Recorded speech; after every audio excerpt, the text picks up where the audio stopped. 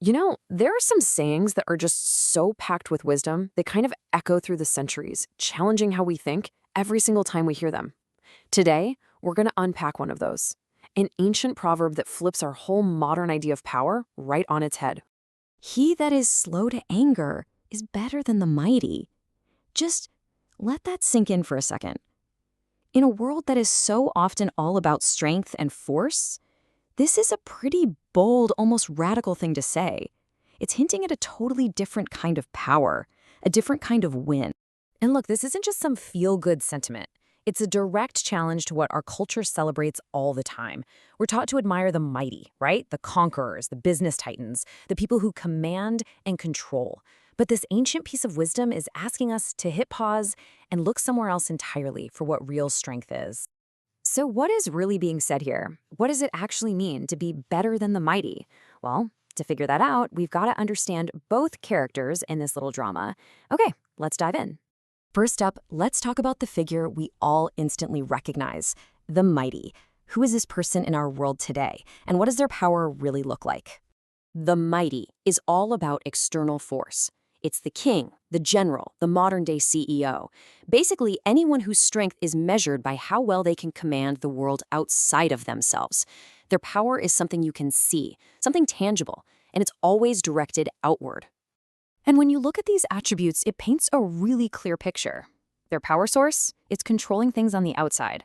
Their arena, the physical world, cities to capture, markets to dominate.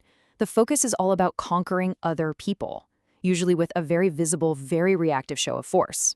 And the symbol, of course, is the conqueror, the one who gets celebrated for all their tangible achievements.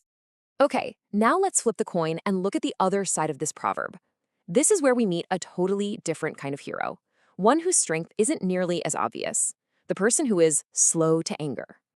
Now, being slow to anger is not about being passive or weak, not even close. The proverb is actually defining it as a really profound kind of strength. It's the discipline to master your own emotions, your own impulses, your own spirit. This is power that's directed inward.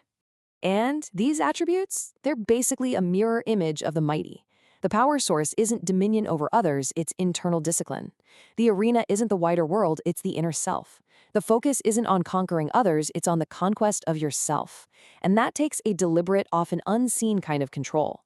So the symbol here isn't a conqueror, but the quiet ruler of one's own spirit. So now we've got our two champions, representing these two completely different ideas about power.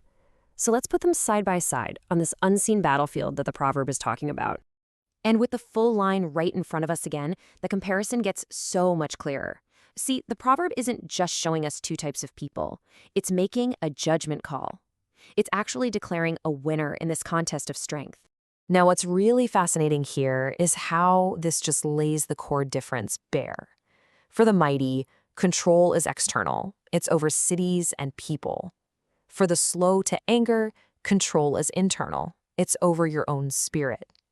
One wins through conquest, the other through self-control. They're playing two completely different games. And this gets us right to the heart of it, doesn't it? I mean, sure, it's one thing to command an army, but what does it take to command your own soul? Which of these victories is the harder fight? And maybe more importantly, which one actually lasts? And this is where the proverb delivers its final powerful punch. After comparing these two forces, it doesn't just leave them as equals, it argues that one of these victories is, without a doubt, greater than the other. So the crucial point is this: that quiet, internal victory of mastering yourself is presented as a way bigger achievement than the loud, external victory of conquering a city. And why? Because, let's be honest, the enemy within is often the toughest foe we'll ever face. And this just illustrates the path so brilliantly. It completely redefines strength. It's not something you force on the world, but something you build inside yourself. The battle is internal. The weapon isn't a sword, it's discipline. And the ultimate victory is control over your own spirit. So, ultimately, that's the takeaway. Empires rise and fall, cities can be conquered and then lost again. But the person who can master themselves, they have a kind of power that no one can ever take away from them. And so we come all the way back to the proverb, but now we see it with new eyes, right? It's not just some simple moral lesson. It's a deep, deep insight into what true, lasting power really is. And this leaves us with a final thought to carry with us. We are constantly surrounded by celebrations of external power, of being the mighty. So the question this ancient wisdom poses to each of us is, in the middle of all that noise, how do we find and build that quieter, greater strength inside?